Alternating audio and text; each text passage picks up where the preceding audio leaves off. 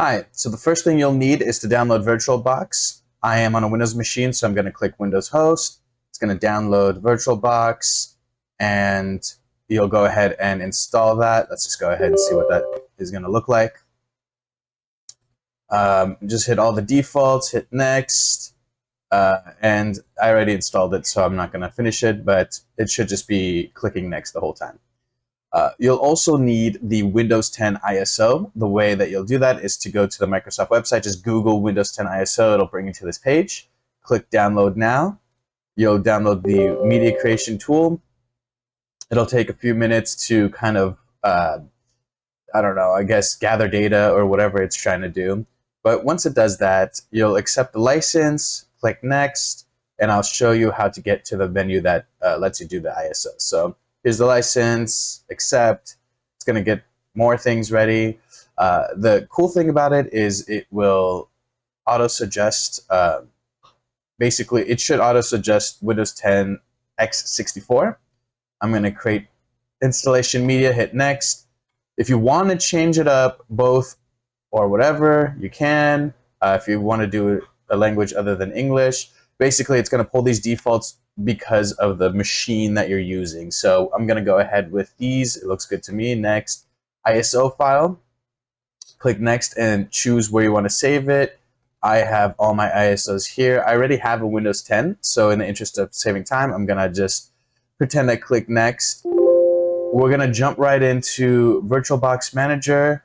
Go ahead, and you may be on this screen or you may have something already here, but either one should have a button that says New. We're going to call this Windows 10, and VirtualBox will automatically pick up on that. Default area is fine. ISO image, we're going to go to hit Other, navigate to wherever you saved it in the previous step. Windows 10, open, skip unintended installation. You can do unattended. I'm going to skip it just for the sake of teaching you guys what it looks like to choose all the options. And I'm going to give this some memory. So I have 32 gigs total available. You'll see that there is a green, orange, and red area. Just go ahead and pick something higher than 8 gigs is probably good. I'll just 9 gigs. It doesn't have to be exact. Now, again, I have 24 virtual CPUs available. I'm going to go ahead and choose 4. You could probably just do 1, but that's fine. Depending on your use case, you may want to do more than the default. 50 gigs for me is fine, so I'm going to go ahead and hit next, hit finish, and now you'll actually have to double click and start the machine to start the installation process. So double click, it should open up a new window for us. The first time may take a little bit longer depending, but here we go. It's going to jump right in. I'm going to close this auto caption keyboard capture thing. Actually, you know what? Can I just whatever? So next, that was again some options, but you'll basically just have the options that you selected during the media creation download step. Hit install now and sit back, relax. This will take some time. Don't worry about a product key. I always recommend Pro. If you don't want to have all the Pro options kind of in the mix, you can go with Home Edition. This N edition, don't worry about that. Just don't select it. You don't need that. Single language, if you want to save a little bit more space. Education, if you're setting it up for perhaps testing out school clients, if you're trying to get into system admin stuff. I'm going to go ahead with Pro. It has the most options available to you, and you can always cut it down by going into the add and remove Windows features. I'm going to hit custom. Here we have unallocated space. This should be equal to whatever you chose before. Hit next, and it will copy things over. I guess it may be a little bit quicker than I thought. No, I was correct. It's going to take some time. So let's sit and wait.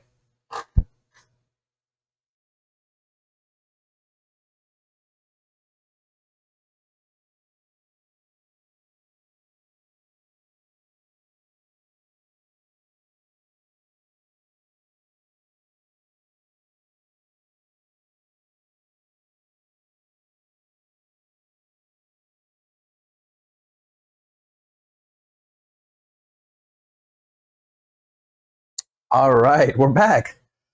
That wasn't too long, right? So here we get to choose different languages or regions. Beyond the language, it should change, dollar signs to whatever the local currency is of these other countries. I'm going to stick with the United States. And I have a US keyboard. I do not want to add a second layout. And here it seems like it will probably reach out and do updates, considering it says network at the top. I'm not sure. TBH. Um, I do see the network indicator on. Yeah. So let's let this work its magic, and let's wait some more. Maybe grab a coffee.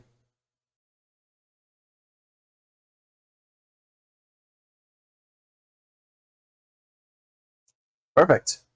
That was actually a little bit faster than I expected. It might download updates at a later step. So I'm going to set this up for personal use. I'm going to go ahead with the offline account. Now, sometimes this option is not available. I don't know exactly what triggers it or what doesn't. The version of Windows that I have is a little bit older, like December or October, I didn't actually check, of last year, 2023. Whenever you're watching this video, it might be later, but 2023, if this doesn't show up, I guess there is some other tricks you can do, like turning off the networking. And the way that you can do that, I believe, is to go and right click this adapter and click connect, and it'll disconnect or connect it. So I'm going to put it back because I do have the option. I'm going to say SkillBridge Institute. Did I? Oh, there's actually not enough space for the E apparently. So I'm just going to keep it as SkillBridge. Hit next. Can I not do a password? Oh, okay. Apparently you don't have to do a password. I would recommend you do it, but since this is a VirtualBox and you're probably just going to be testing things out or sandboxing some tools that you're not sure are safe, you probably don't need a password since it's going to be on your main computer that should have a password. Uh, I'm going to just default to not giving any extra information to Microsoft. That's just my personal preference. Something that you may want to keep on is location. As a matter of fact, this helps things like the weather app or your web browser automatically locate you so you don't need to type in your address every time. If you are very privacy centric, you can just turn this all off and hit accept. I am going to skip this personalize your experience. I'm going to hit not now. I don't even know what it said. I'm just going to hit not now. That was Cortana. And then here, I do believe we're going to have to wait a little bit for the updates. So let me go ahead and sit back, and we'll go ahead and speed this up for you in editing again.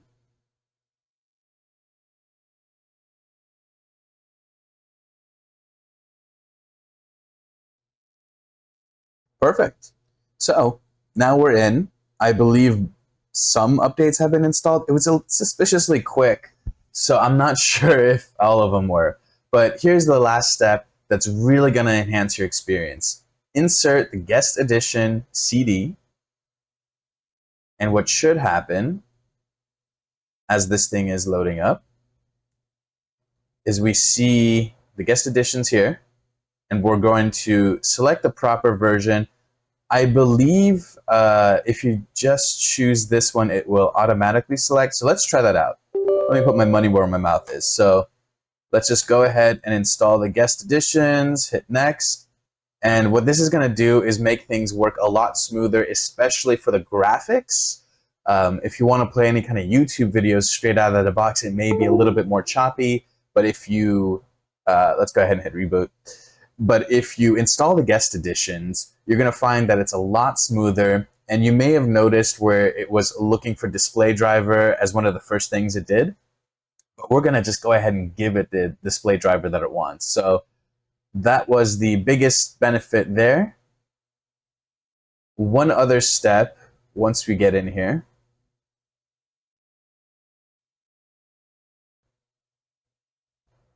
is to double check that things are working. So if I drag this out and resize the box, what it should do is automatically resized with me. Maybe not. Yeah, it should auto resize. So display drivers may not be fully engaged. Here's one thing that we can check while we're at it. We're going to pop into settings. We're going to click display. And we see that 3D acceleration is actually turned off. So that's something that we do want to turn on to get the best performance possible. So what I'm going to do is actually shut down this machine because those are grayed out due to the machine being on and running. And now that we've shut down, we can click on that box. I'm going to just juice this up a little bit. And let's just take a peek at the other settings that are available. Here, you can rename the instance. So you can see on the left here, Windows 10. We can rename that here to whatever we'd like. If for whatever reason it is wrong on the version, you can choose the right version to get the best performance and the best optimizations. Here, I like to turn on the shared clipboard bidirectional and the drag and drop bidirectional, so that lets you move files in and out a lot easier. And if, again, you're privacy centric, you may want to turn on disk encryption. Popping down to system, here we have a couple of options that really we shouldn't touch, so let's just go ahead and leave those alone. Processor, we can change the settings that we initially set for the machine. These settings here will break the virtualization wall a little bit, so leave those alone as well, and leave this alone. We already changed the screen settings originally, but the remote display, if you'd like to get into some of that, is there. Recording, if this is going to be a recording box, is there. Storage, if you wanted to add more storage at this point, you'll need to do an attachment. So here we can actually create a new hard drive. I just go with the default here, hit next, and then we can add more space. Now do keep in mind this won't have the Windows installed, so you can't just straight swap it out. So it is a good idea to allocate perhaps more than you think you may need, because this doesn't take up, as you can see here, dynamically allocated storage. It doesn't take up all of the space all at once. This isn't going to be 50 gigs on my hard drive. It will fill up naturally. So we can also see the guest editions ISO is here. Here you can choose other ISOs or just remove it. In this case, let's leave it in because I don't know if the graphics were properly installed. Audio drivers, leave that alone. Network, if you want to get into any other kind of networking, you should really know what you're doing before you touch any of that stuff. Serial port, get out of here. USB controller, so what you can actually do is do pass-through, and I believe, for instance, if I wanted to take, let's see, what's going to not screw up my, well, you know what, I'm just not going to touch it right now, but you can actually pass through your devices so it shows up natively in your VirtualBox. Why would you want to do this? Well, if you are, for instance, trying to connect any kind of headset, let's say, and you want it to record audio and hear audio natively, not translated through the virtualization layer, you can pass to the USB device and it'll work a lot more like natively connected without any sort of in-between software that may degrade the quality or anything like that. Shared folders, this is where you could choose a folder to share into as a network share. So if you don't have drag and drop enabled and you don't have bidirectional copy paste enabled, this is another way that you can get files to and from the machine. And last but not least, the user interface. This is actually nothing to do with the machine as much as it is the VirtualBox hosting the machine. So you can see all the buttons down here. You could check mark them on and off.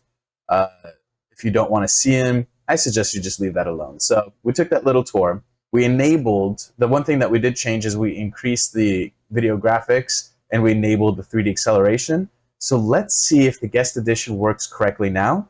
If not, we're going to try to install the 64-bit version, and I believe we're going to have some better luck there.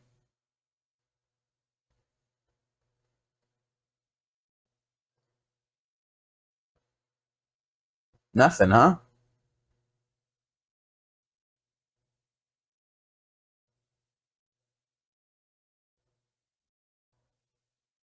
There we go. Okay, so we needed to check it on and off. My apologies. I assumed it would be working correctly, but now we can see, and you may want to just start with a 64-bit installer just in case. But now we can see it is working. So we have some better graphics. Let's go ahead and pop into YouTube and see if we can get some smooth video. Can't make any promises, but let's see what we can get out of here.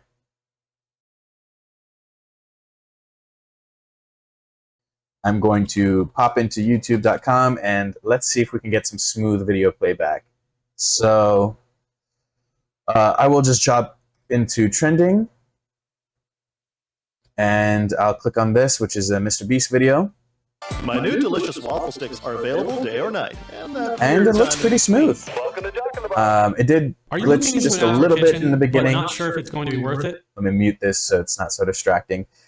It did glitch a little bit in the beginning. It may not be perfect, but this looks pretty good. What are we running at? Let's see if we can pump this to 1080, do this full screen, and what kind of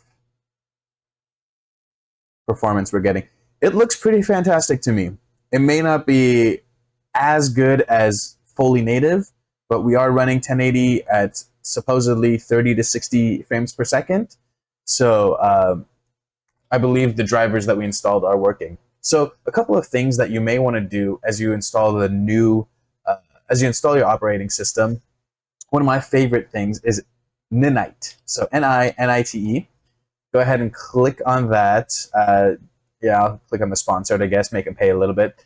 And this is a really powerful website because what it does is it makes a custom installer that installs multiple pieces of software that are pretty much standard across most people's Windows installation. It's a little bit on the older side, such as, Media Monkey is not used as much these days, but Chrome, my personal favorite.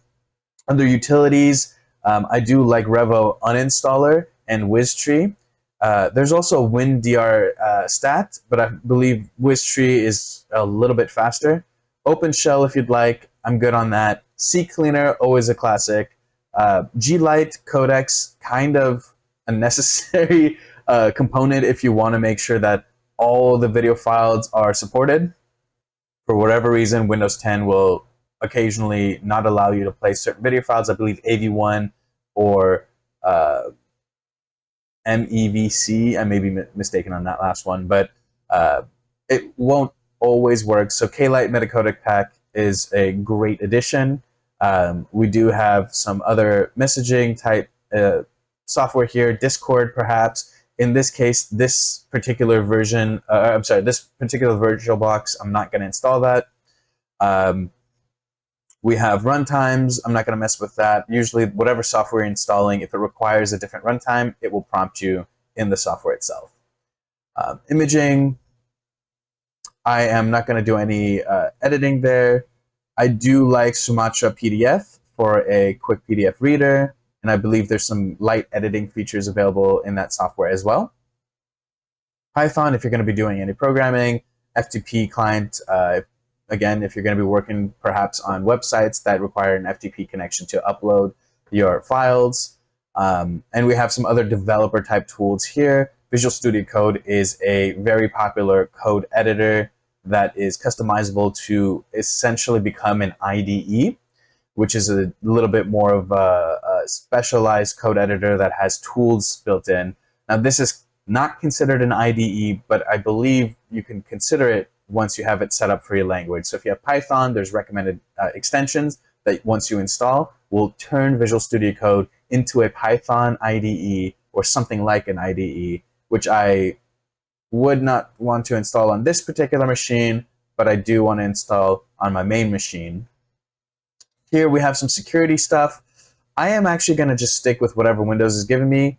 At this point in time, they've caught up with the effectiveness of their antivirus. So Windows Defender does a great job. You shouldn't really need any additional pieces. Now, if you think you have an infection and you really want to be sure, Malwarebytes and Spybot may be some wonderful tools to try out to do a spot scan and an uninstall using Revo, for instance.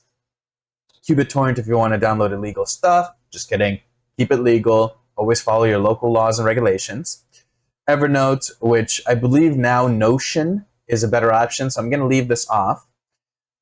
Steam, again, you're probably not going to be gaming on a VirtualBox. You can do, a video card pass-through if you get really advanced. I'm not going to get into that right now. Storage, SugarSync is actually not an online storage, but I believe a syncing tool. I could be mistaken.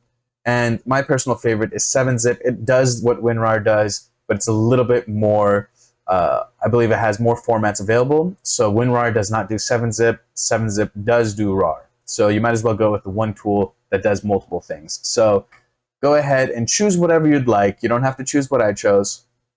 And you'll notice that it's a small file because it's actually going to download the installers, which is great because it should download the latest versions. So once this is done, your new VirtualBox is set up. Please go ahead and put any questions in the comments. I'm more than happy to help. This is a brand new channel, which gives you a huge advantage if you're watching this video because I have the time to answer every single question, and I will. As long as it doesn't overwhelm me, and if the comments are less than 1,000 replies, I will go ahead and answer up to 999 questions that you may have. If you see a question in the comments, I highly encourage you guys to answer each other. I am just sharing my perspective, but I'm sure there's a lot of you out there who are just really, really savvy, and there's people who can benefit from that. So please don't be shy. Go ahead and answer. Don't wait for me if you see someone's question that you can't answer. And I believe, there we go. I just hit show details to make sure, but we have all these softwares installed. And wasn't that easy? Instead of going into 6 to 9 different websites, you can just use this free utility in the night, and we have everything here. So thanks again. I hope you learned something. I hope this was informative. And if you want to see more content like this, go ahead and click the subscribe button. If you want to see more content but you don't want to commit, you can actually hit the like button, and the YouTube algorithm will show you more stuff like this from not just me, but from other creators like me. Have a wonderful day.